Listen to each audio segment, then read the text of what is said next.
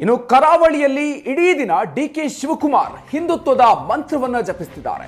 ಹಿಂದುತ್ವದ ಭದ್ರಕೋಟೆ ವಶಕ್ಕೆ ಸಾಫ್ಟ್ ಹಿಂದುತ್ವದ ಅಸ್ತ್ರದ ಮೊರೆ ಹೋಗಿದ್ದಾರೆ. ಧರ್ಮಸ್ಥಳ ಸೇರಿದಂತೆ ಮಠ ಮಂದಿರ ಡಿಕೆ ಶಿವಕುಮಾರ್ ಟೆಂಪಲ್ ರನ್ ಮಾಡ್ತಿದ್ದಾರೆ. ಬೆಳ್ತಂಗಡಿಯಲ್ಲಿ ಮಠ ಮಂದಿರ ಭೇಟಿ ಜೊತೆಗೆ ಸಮಾವೇಶದಲ್ಲೂ ಕೂಡ ಭಾಗಿಯಾಗಿತ್ತು. ರಾಘವೇಂದ್ರ ಮಠದ ಬ್ರಹ್ಮಕಲಶೋತ್ಸವದಲ್ಲಿ ಭಾಗಿಯಾಗಿದ್ದಾರೆ. ಕನ್ಯಾಡಿ ರಾಮ ಮಂದಿರ ಭೇಟಿ ನೀಡಿ ಡಿಕೆ ಶಿವಕುಮಾರ್ ಅಲ್ಲಿ ಪೂಜೆಯನ್ನು ಸಲ್ಲಿಸಿದ್ದಾರೆ.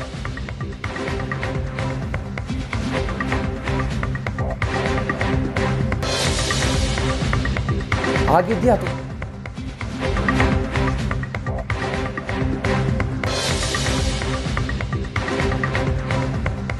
ಗಂಟೆಗೆ ಧರ್ಮಸ್ಥಳಕ್ಕೆ ಡಿಸಿಎಂ ಡಿಕೆ ಶಿವಕುಮಾರ್ ಅವರು ಭೇಟಿ ಕೊಡ್ತಾರೆ.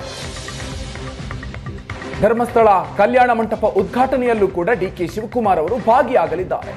ಬಿಜೆಪಿ ಭದ್ರಕೋಟೆಯಲ್ಲಿ ಡಿಕೆ ಶಿವಕುಮಾರ್ ಸಾಫ್ಟ್ ಹಿಂದುತ್ವ ಅಸ್ತ್ರವನ್ನ ಬಳಸೋದಕ್ಕೆ ಮುಂದಾಗಿರೋದು ಸಾಕಷ್ಟು ಕುತೂಹಲವನ್ನ ಕೆರಳಿಸ್ತಾ ಇದೆ. ಕರಾವಳಿಯಲ್ಲಿ ಇಡೀ ದಿನ ಡಿಕೆ ಶಿವಕುಮಾರ್ ಅವರು ಹಿಂದುತ್ವದ ಮಂತ್ರವನ್ನ ಜಪಿಸುತ್ತಿದ್ದಾರೆ.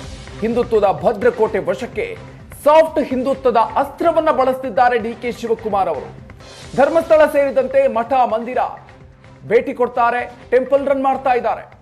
ಬೆಳ್ತಂಗಡಿಯಲ್ಲಿ ಮಠ ಮಂದಿರ ಭೇಟಿ ಜೊತೆಗೆ ಸಮಾವೇಶದಲ್ಲೂ ಕೂಡ ಭಾಗಿಯಾಗ್ತಿದ್ದಾರೆ. ಇನ್ನು ಕರಾವಳಿಯಲ್ಲಿ ಆಕ್ಟಿವ್ ಆಗಿರಲು ಡಿಕೆ ಶಿವಕುಮಾರ್ ಹಿಂದುತ್ವದ ಪ್ಲಾನ್ ಮಾಡಿದ್ದಾರೆ.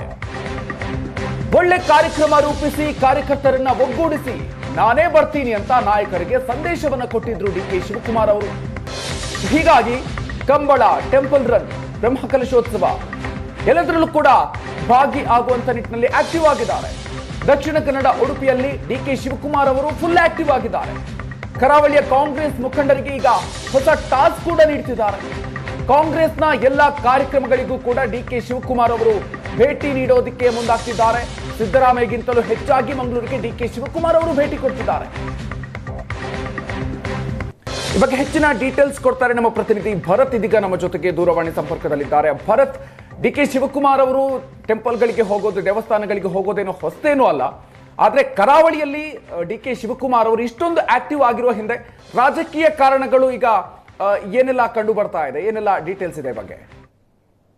ಮಧುಕರ್, ಹೌದು. ಡಿ.ಕೆ. ಶಿವಕುಮಾರ್ ಅವರ ದೈವಭಕ್ತಿಯ ವಿಚಾರದಲ್ಲಿ ನಾವು ಬೇರೆ ವಿಷಯನ ಚರ್ಚೆ ಮಾಡೋದಕ್ಕೆ ಆಗೋದಿಲ್ಲ. ಆದ್ರೆ ಕರಾವಳಿಯ ರಾಜಕಾರಣದ ಪಡಸಾಲೆಯಲ್ಲಿ ಬಹುಶಃ ಕಾಂಗ್ರೆಸ್ ಪ್ರಯೋಗಿಸಿದ ಅಷ್ಟು ಅಸ್ತ್ರಗಳು ಕೂಡ ದೊಡ್ಡ ಮಟ್ಟದಲ್ಲಿ ಏನು ಪ್ರಯೋಗ ಆಗಿಲ್ಲ. ಅದರ ಜೊತೆಗೆ ಯಾವುದೇ ರೀತಿಯಾದಂತಹ ಪರಿಣಾಮಕಾರಿಯಾಗಿ ಕೂಡ ಆಗಿಲ್ಲ. ಯಾಕಂದ್ರೆ ಇಲ್ಲಿನ 8 ದಕ್ಷಿಣ ಕನ್ನಡಕ್ಕೆ ಹೋಲಿಕೆ ಮಾಡಿದ್ರೆ 8 ವಿಧಾನಸಭಾ ಕ್ಷೇತ್ರಗಳಲ್ಲೂ ಕೂಡ 6ರಲ್ಲಿ ಬಿಜೆಪಿ ಇರುವಂತದ್ದು.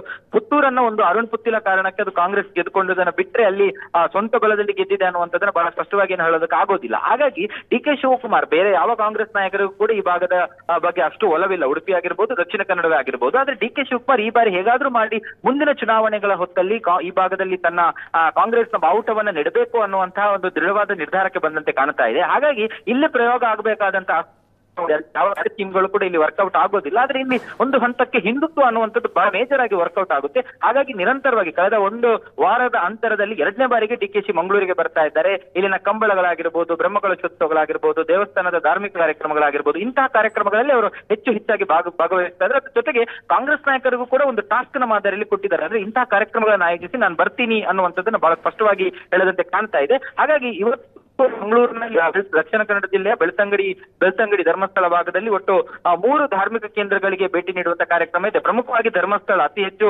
ಭಕ್ತರು ಬರುವಂತ ಕ್ಷೇತ್ರ.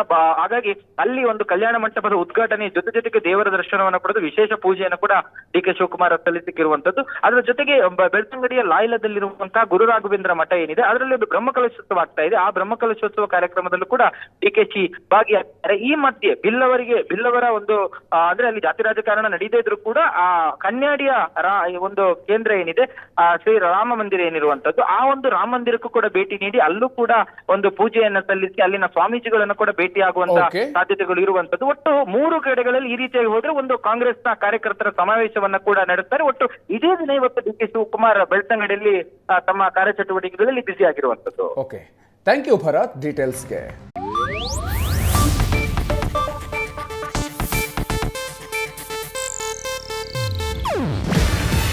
ಇದು ಏಷ್ಯಾನೆಟ್ ನ್ಯೂಸ್ ನೆಟ್ವರ್ಕ್ ಪ್ರಸ್ತುತಿ.